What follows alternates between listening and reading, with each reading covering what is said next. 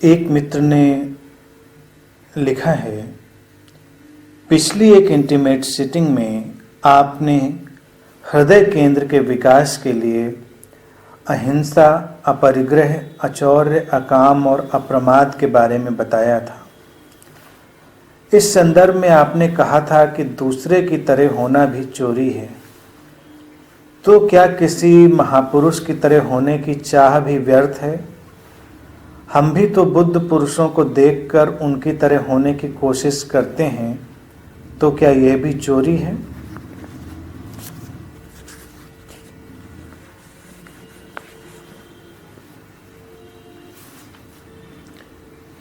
हाँ, ये भी चोरी है। तुम्हें किसी की तरह नहीं होना है। तुम्हें वास्तविक रूप में अपनी तरह ही होना है और हर व्यक्ति अपने ढंग में अनूठा है, अद्वितीय है। उसके जैसा न पहले कोई हुआ न दोबारा कोई होगा। जब तुम किसी सामान्य व्यक्ति या किसी महापुरुष या किसी बुद्ध पुरुष में स्त्री भी शामिल कर लें, पुरुष शब्द ही प्रचलित है इसलिए उसका उपयोग होता है। जब तुम उनके अनुसार होने की आकांक्षा करते हो, उनकी तरह होने की चाह करते हो, तो तुम्हारे व्यक्तित्व में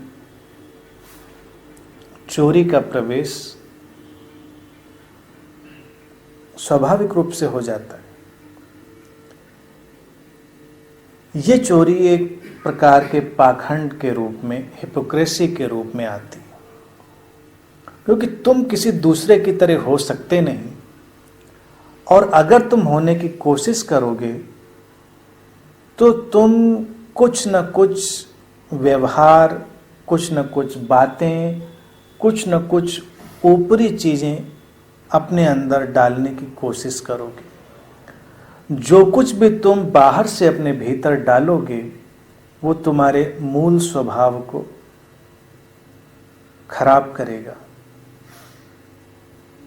बुद्ध पुरुषों को या वो लोग जो प्रकाशित हुए, जो अपनी एक चेतना की उच्च अवस्था में है, उनसे मार्गदर्शन लेना, उनसे इशारे लेना ठीक है। उनके प्रकाश का उपयोग करना भी ठीक है, लेकिन उनके जैसा होना बिल्कुल भी ठीक नहीं है।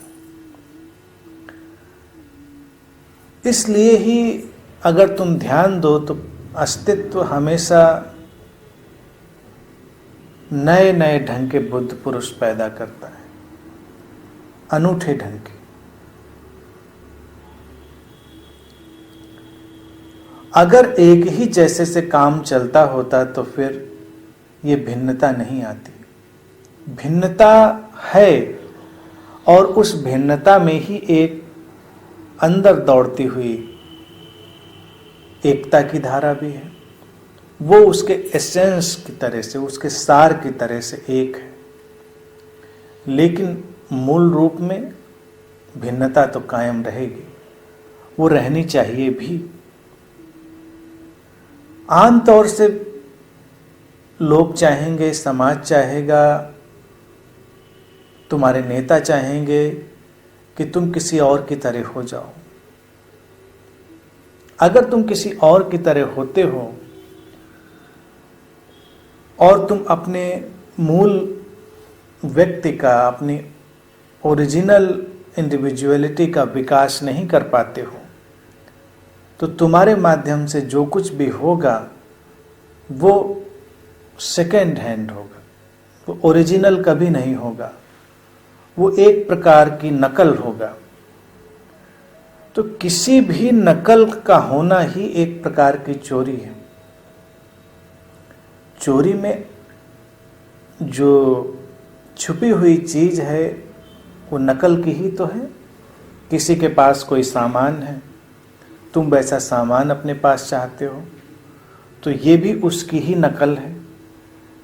किसी के पास ज़्यादा धन है तो तुम उतना ज़्यादा धन चाहते हो, तब तुम चोरी करना चाह सकते हो।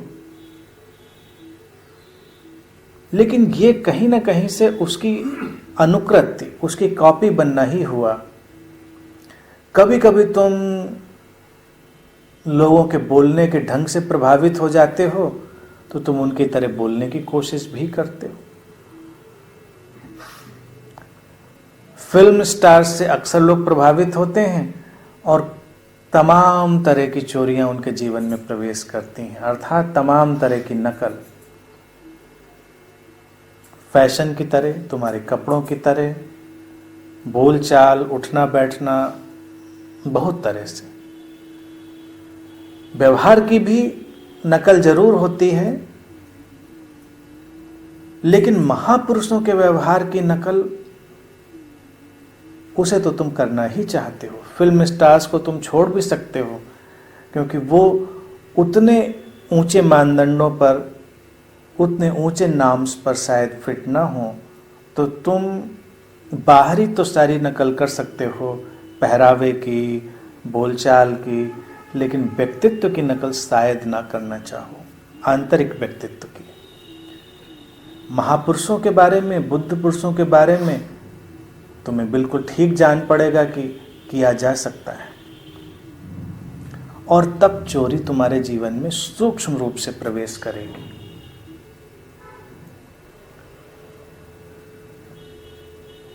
चोरी उसे इसलिए ही कहा गया है क्योंकि वो किसी बाहरी चीज को अपने जीवन में शामिल करने की आकांक्षा है।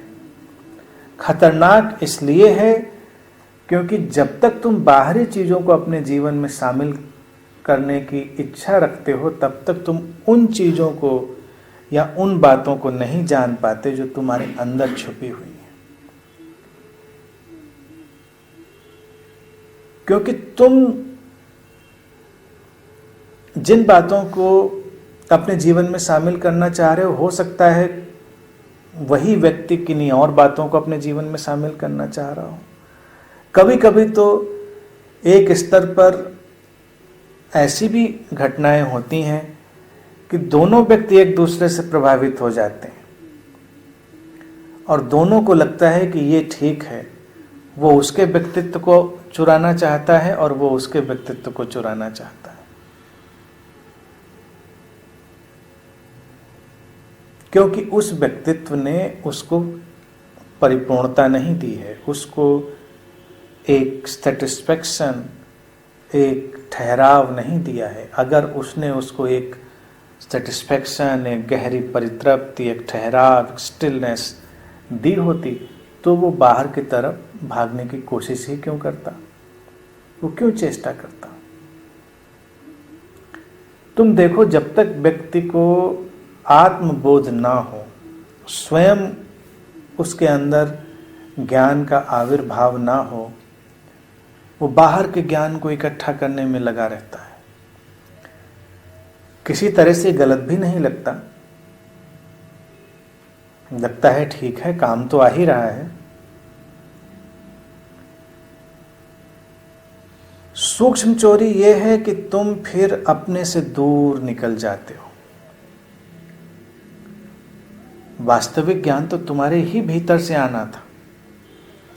बाहर से आया हुआ तुम्हें इंस्पायर करे, तुम्हें आगे जाने के लिए एक प्रेरणा दे दे, बस उतना उसका काम है। लेकिन उसको तुम पूरे के पूरी तरह अपने ऊपर आरोपित कर लो, तब खतरनाक हो जाएगा। मैं जिस कल्ट ओरिएंटेड साइक की बात करता हूं वो यही है। कल्ट साइक पैदा ही उस ज्ञान, उस आचरण से होती है जो आरोपित है, प्रोजेक्टेड है, कॉपीड है। और कल्टलेस